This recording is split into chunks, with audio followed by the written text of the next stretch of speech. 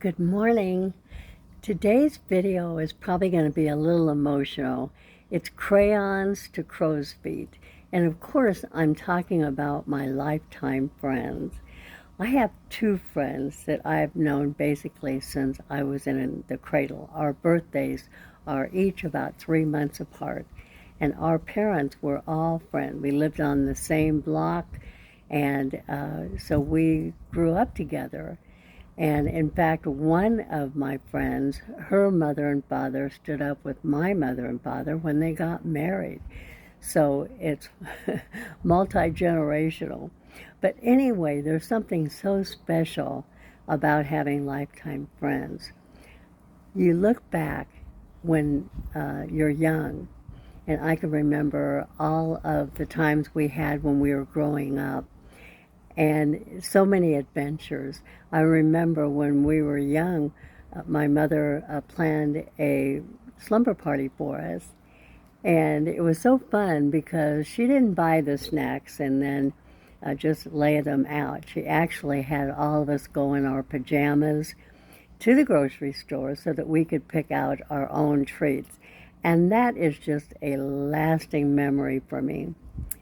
As we got a little bit older, I can remember we had a spare lot next to our home, and we would have so many fun things that we would do on that. We'd have carnivals, and we would have games that we played, and there's just so many memories associated with that.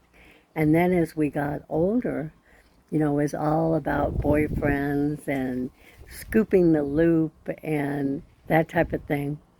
And then we got married, and we kind of fell apart at that point. We all got married, we started having our children, and so you kind of drift apart.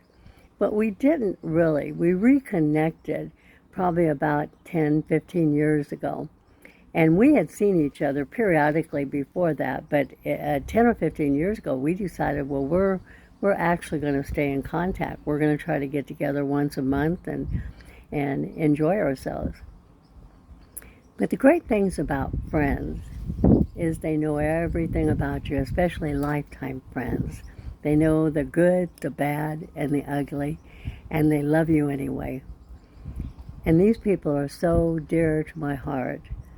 One of my friends recently passed away from a heart condition that she had, and we had a little group we called the East 28th Street Girls. And that's because that's where we grew up, and that's where our friendship grew. But this particular friend had some health issues, and she passed away. And to our little group of friendship, it just is so sad. It just feels like something's missing. And so it's so important that we do stay in contact with the people that mean so much to us during our lifetime, whether it's family or friends. You just really need to make it important to get together with these people and to share whatever is going on in your mind.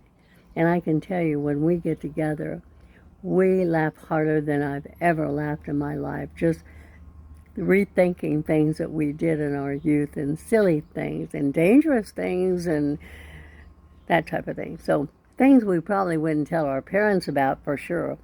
So anyway, if you have lifetime friends, I encourage you today to just pick up the phone and call them and see how they're doing, and maybe have a laugh or two about the experiences that you had with your friends. But for today, I hope you're having a great day. Take care.